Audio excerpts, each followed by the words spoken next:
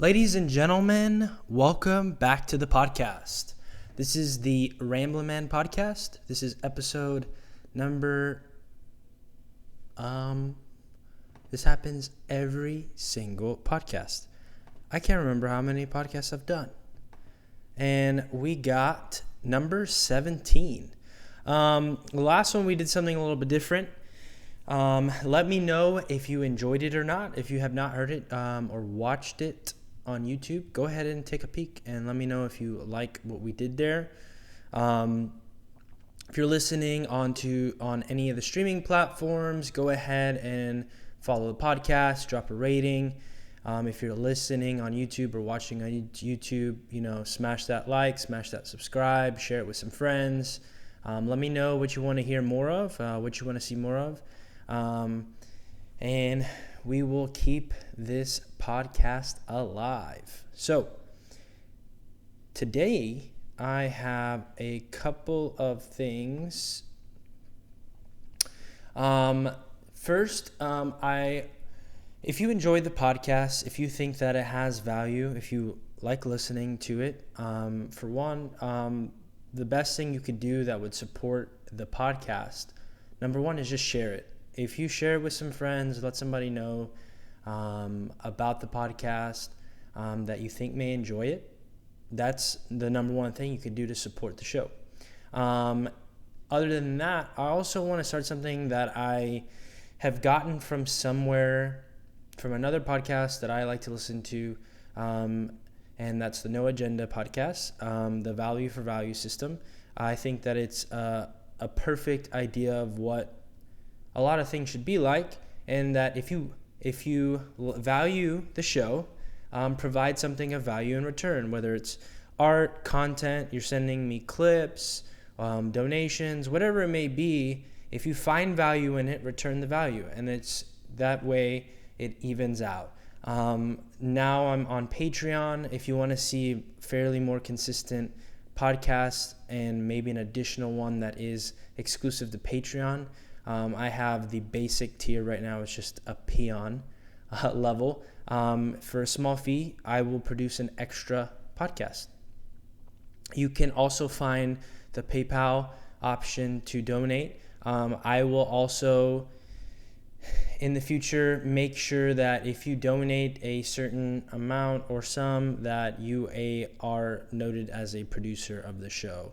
Very similar to what some other people do. Just to show my my appreciation for the support of the show. Okay? Now, the first thing that I have today that I wanted to look at, this show is going to be a little bit different than before because I have something that I want to talk about, but I also have something interesting that I found, and that is an article that I found fairly funny. So this article says, man banned from Yellowstone National Park 2 years after trying to cook a chicken in a hot spring. And it says, an Idaho man was banned from Yellowstone National Park for 2 years after trying to cook chicken in a hot spring. Rangers received reports August 7th that a group of 10 people were hiking near Shoshone Geyser Basin, a thermal area which is off-limit to hikers. This is the best part right here. When rangers reached the area, they found 2 whole chickens in a burlap sack in a hot spring and cooking pot close by. I find that hilarious. Yes, it's off-limits, but the man was getting in trouble for using nature for what it's for, to cook. I just found it hilarious, and he's banned from 2 years. He received a fine, and that is funny. This is also apparently not the first time that people have gotten in trouble for trying to use the park's thermal features for cooking. Wow. What an interesting time where you could not... I understand that it's off limits. It's probably the reason why it's a concern. But, hey, the man's trying to eat. The man was hungry. I'm hungry. So I found that kind of comical. And the fact that this is even an article that was written is bizarre. So don't cook chicken in an off-limits site. Hot spring. Quite funny. So, one thing that I did want to talk about that was a little more serious is that I seem to never escape this COVID nightmare. It is quite annoying about what's going on because this is following the election. We have President-elect Joe Biden, where most people thought, maybe after the election, they will ease up on the lockdowns. And that seems to be not the case. The thing that bothers me the most is that I am not someone who, listen, this is just full transparency. I don't think that COVID is not real. I had it. I have a grandfather who passed from it. And that's what it is. I believe it's real. But what they're doing in the media right now is dishonest and manipulative, because all you hear about is the numbers are rising, it's surging, this is going to be the worst part, the dark winter, whatever. And they keep talking about the numbers. Now, what I want you guys to see, look this up for yourself. If you want, I won't drop it in the video, but I just want you guys to look this up yourself, okay? So the first thing you'll do, I will actually put this in the video, is you will see, if you go to Google, type in COVID-19, it'll pull up your state, and then it'll have a graph. It'll say statistics, daily change, and you can look at this graph, and it'll tell you what it looks like. I live in Texas, so it shows from March, there was not very many. You had a spike at 15,000 in July, and then come September 21st, you had a large spike. And then now when they say that it's the worst time, we're facing the worst spike ever, we have 7,000, okay? Now, I've been not denying the fact there's probably more cases right now, because that's exactly what this is. It's just cases. That means that people have tested positive. Number one, they're testing more people. And number two,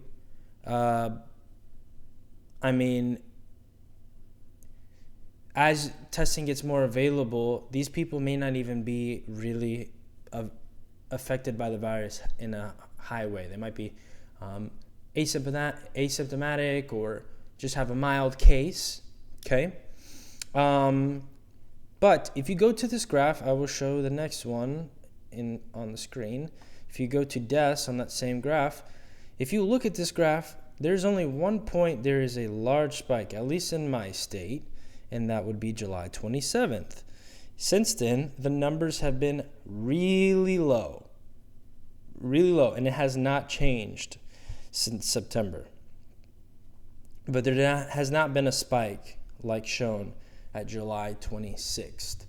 And for the most part, for the most of the U.S., it looks the same way. If you change the graph, you have a large spike in April for deaths, and then it's been down. Same kind of thing in June, July, there's a huge spike, and then it's been relatively low compared to the front half.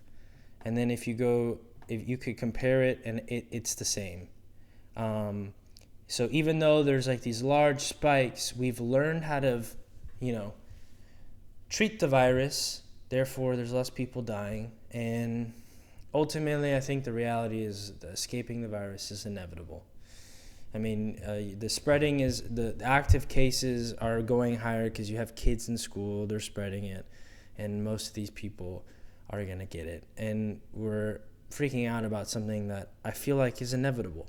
And the reality is people are scared to make hard decisions that would otherwise maybe be a better solution than to be, people are just being politicians. They would rather be safe than sorry, in my opinion. Now, disclaimer, this podcast might be taken down or affected, shadow banned because of what I'm talking about.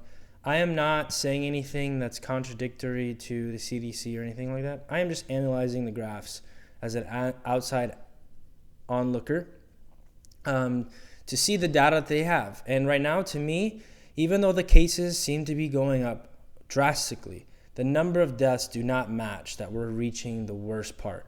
Now, I understand there's a delay, but we already had a spike a couple months ago, and then the deaths did not go up a significant amount. In the whole US, if you go back, the 2 spikes we have were back in June, and then we had a big spike in April when we were getting hammered initially. Now, the last thing I want to touch on is just to dispel this myth about people freaking out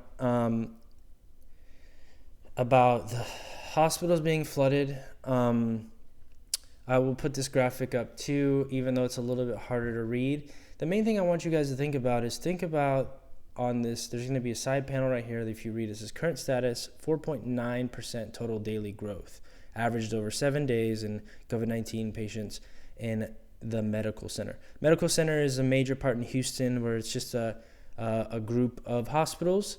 And this site is the actual medical center site. So if you want to look at this yourself, I don't know if other states have this, but basically this site compiles all the data for all the hospitals. And you can see here that obviously there's an upgoing trend. But the dishonest thing here, and this is what happens a lot with the media to make it look like something that's really drastic. I am not minimizing the fact that people are going to the hospital. What I'm saying is what the media is saying about, when they use percents, you have to use your brain here for a second, because if they have 10 beds reserved for COVID and you have 50% growth, that means you have 5 people come in. That's not a large number. And so I want you guys to be wary when you see percents. Percents can be skewed because they're not actual numbers. So yes, these numbers, the percents may seem like, oh my God, it's a lot. But in reality, how much of that percent is actual number? Like how much is that of the actual total? But they don't tell you that. On this whole graph, you don't actually see, how many people or what that looks like. It just says the percent growth. So it can be used and be misleading. So I just wanted to bring that up in the podcast just so that, we're having a large influx of information, and the media is driving really hard to scare people, make a second lockdown, and everybody's being manipulated and freaking out about the virus. But we need to use our brains, okay? Instead of I've said this before on the podcast, instead of just taking media for what they're saying, use your brain. That's why you have a brain. Look into things yourself. Look at the data. What is it saying? Instead of just taking what people say as a fact. So it's just been bogging me down. My head hurts from all the stupidity that I see. I actually have deleted social media from my phone. It's a bad habit. You find yourself scrolling aimlessly for no reason. And a lot of the times people are just saying nonsense and fighting with each other with no rhyme or reason. I like talking to people. That's why I started the podcast. I like gaining insight in having conversation. And just because you may not see eye to eye with somebody, you could still learn from somebody. So with that being said, no one's having real dialogue. People are just fighting with each other to try to prove their point or prove them wrong, or just even to spin people out. And honestly, that's not going to help anybody. I could talk about the election. My opinion on the election is that the legalities, everything legally, and my opinion is I think there's always been problems with our election process. I think they've never made the process better on purpose because it could be used in a way weaponized, let's say. So I think that it should be better. There's no reason why we can't use our phones to bank and file taxes and all these things, but we can't vote from our phone. It's it's alluding to the fact that people are just that stupid. I'm not saying that you shouldn't be able to vote in person. I still would vote in person even if you could vote from your phone. But in general, like, let's cut all the bullshit. So my opinion is that we're already dealing with a topic that no one really likes to be honest about. And when it comes down to it, you know, we have two options that are very controversial or very iffy to begin with. But I think that people need to follow the rules. And if there's going to be litigation and a process that has to take place, then let it be. The truth will always win. So why fight it? Why make claims that there's baseless claims of fraud when there's been proven to be fraud before? Whether it was pursued or not, I think there's always been some form or fashion of fraud in the elections, whether it's dead people voting. Gerrymandering is a problem, which also makes it seem a certain way when it's not. I mean, you have all these things that are an issue. So to say that Trump is not conceding and he's lost is inaccurate. It's really un-American to have this idea that, you know, the Democrats say that the Russians helped Trump, but now whenever Trump has a problem with the election this year, that he's not allowed to have some kind of legal course. It's just all, if people are allowed to make accusations of Russia and it's been proven to not be true necessarily, then Trump is allowed to do his thing as well. That's just my opinion. Hey, but if Biden gets in, we're going to war. I hope you guys like war. So whatever way it goes, people aren't going to be happy.